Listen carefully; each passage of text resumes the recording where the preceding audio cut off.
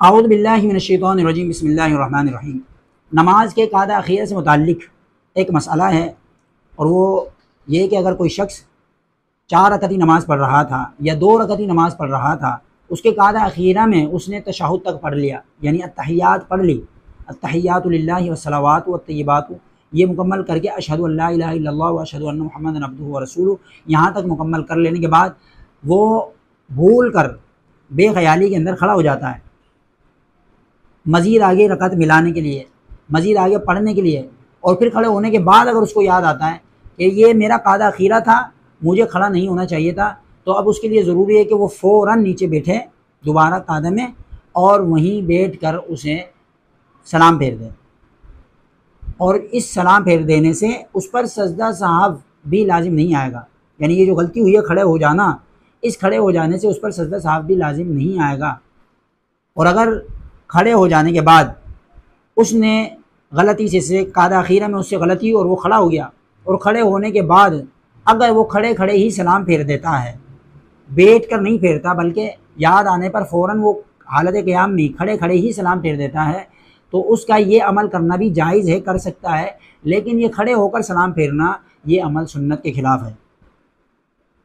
اور دوسرا مسئلہ اس قاعدہ اخیرہ سے متعلق یہ ہے کہ اگر وہ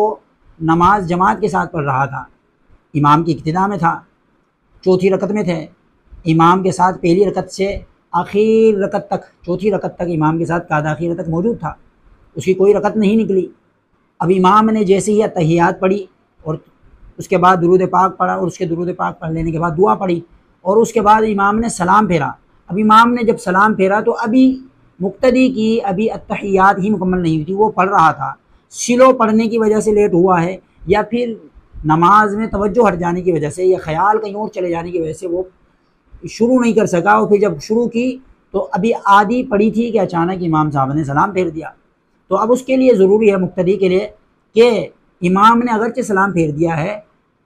لیکن پھر بھی وہ اپنی نماز تشہد تک پڑھ لینے کے بعد مکمل کرے، یعنی امام نے سلام پھیر دیا ہے تو پھر وہ کیا کرے، جلدی جلدی اپنی یہ تشہد یعنی التحیات للہ والصلوات والطیبات والسلام علیک ایھا النبی ورحمۃ اللہ وبرکاتہ والسلام علینا وعلی عباد اللہ الصالحین اشہد ان لا الہ الا اللہ واشہد ان محمدا عبدہ ورسولہ، یہاں مکمل کر کے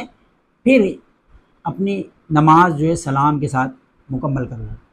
اللہ تبارک و تعالی سے دعا ہے کہ اللہ تبارک و تعالی ہمیں احکام شرع سمجھنے اور اس پر عمل کرنے کی توفیق مرحمت فرمائے۔ وما علینا الا البلاغ المبین۔